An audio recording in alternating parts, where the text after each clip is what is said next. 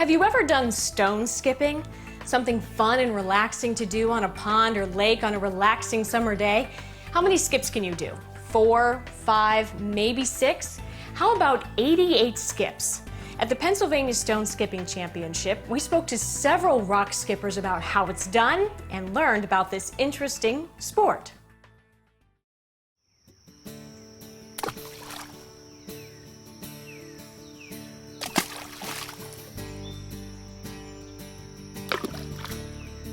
We were very interested in finding free, year-round outdoor activities that families could participate in to utilize the water of the Allegheny River and its shoreline, and created an event which was then called River Romp to encourage people to realize the resources around them and the absolute beauty, but also just plain enjoyment that folks can have. And who doesn't fall in love with stone skipping? We've been delighted to have many of the folks progress to the nationals, and also many of the folks that compete at those levels now come here to Franklin because they tend to score much better here. Well, the way we do the competition is everybody gets 6 skips.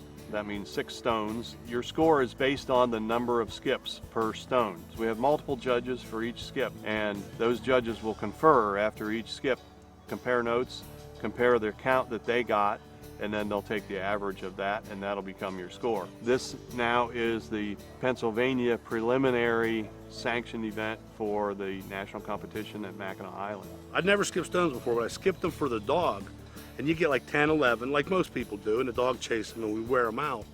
And then my wife at the time, she saw the sign for the stone skipping competition, said, "You ought to try that." And I was like, "Oh no," and then she's like, "But you can win a box of fudge if you place." And I was like, okay. So I won the amateurs the first year, and then the second year, I came down to winning our box of fudge, and I won the amateurs, and I'd thrown over a 20, and so they said I could throw with the pros. But I'd seen them throw, and that's insane what they're doing. But I threw, and of course, Kurt and some of them guys just crush you every time. If you think about it, and you watch what they're doing, and you get some advice from them, it's not that hard. You can throw 30 relatively easy. You want something you can handle, in the weight where you can get a good speed with it, and you need one flat side. It doesn't have to be round. Triangles are fine, any oblongs fine. You got to have the speed, the spin, and the angle, and that's it. The more spin, the better. Yeah, it stables the stone on, keeps it going. If we take you down there and get some small stones, we can just show you this by, little flips. Just flipping the wrist a little bit and spinning it real fast.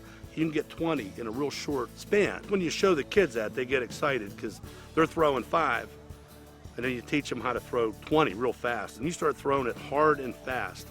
That's where you have to practice a lot, because that's where, if the angle's wrong, it's going to just hit once and fly away. And you're going to see that a lot today, because you get the pros out there, and then they start trying to get high numbers on the board to win, and that's where the errors will come in. So it's odd. Usually the amateurs throw a lot better than the pros, because the pros are trying to get big numbers, and you air out a lot doing that. So it was just a matter of dialing it in. And then with Kurt all the time winning, it was just fun because you're chasing this guy. I grew up on Lake Erie on the west side, and I only lived about 2 minutes from the beach. I heard about this tournament in a roundabout way. I was out in the woods camping with my wife, and I was looking through a little magazine, and it mentioned this tournament in a little tiny article. And I thought, I used to be pretty good at that. And she said, well, let's go. And so the thing is, where I live now, it's like a 300-mile trip to go get rocks in Erie and then go to the tournament.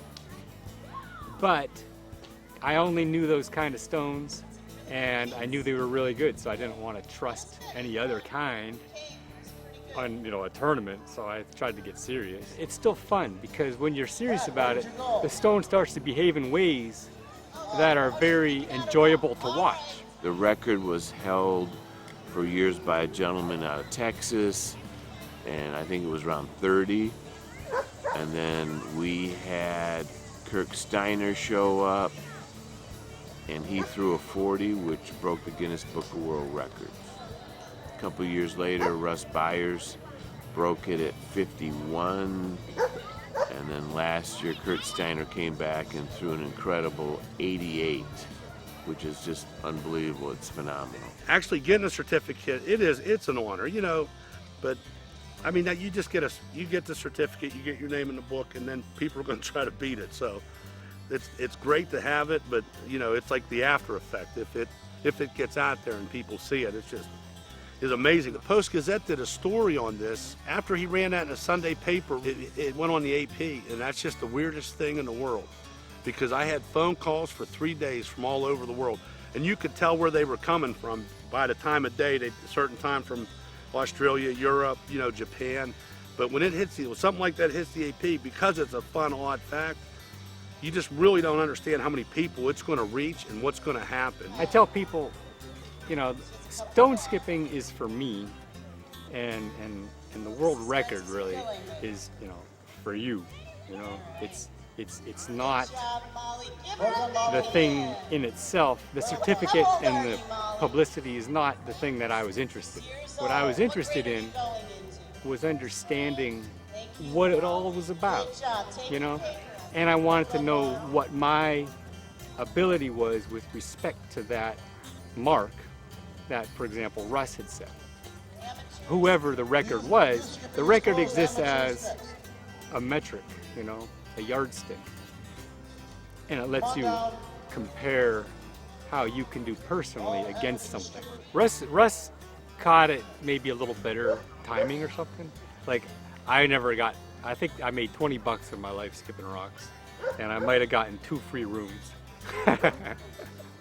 and maybe 3 dinners, 4 dinners. But I also, once I get the record, I'm shot. I need to disconnect from it. So that's usually when people are interested, and is right after you do it. But that's when I need to say, okay, I'm done with that. I got to catch up on my life, which I've put aside for like all these years trying to get the record. With all these Guinness World Record holders attending our event, it really brings the people who want to see these guys compete against each other. And the competition can be pretty fierce. So over the years, we've attracted participants as well as spectators from states all over the country, and now we're attracting people from different countries to participate. You just have to go up there with that. I'm gonna crush them, you know. And then you get up, you put everything you got into it. You think about it, you step in, throw it as hard as you can, and go straight to the bottom. And that's how it goes. You throw it as hard as you can, poof, you get a big splash. So.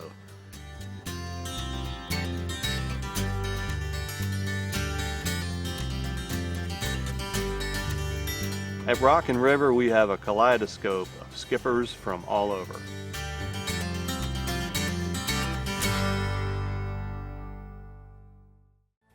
Well, we hope you enjoyed the show.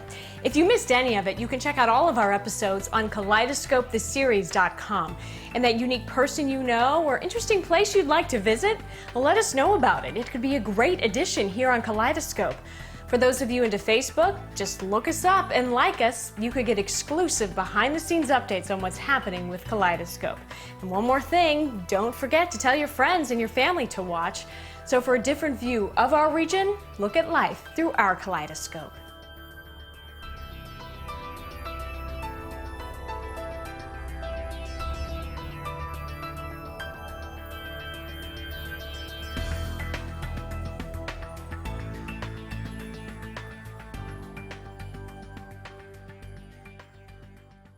Which is a different type of,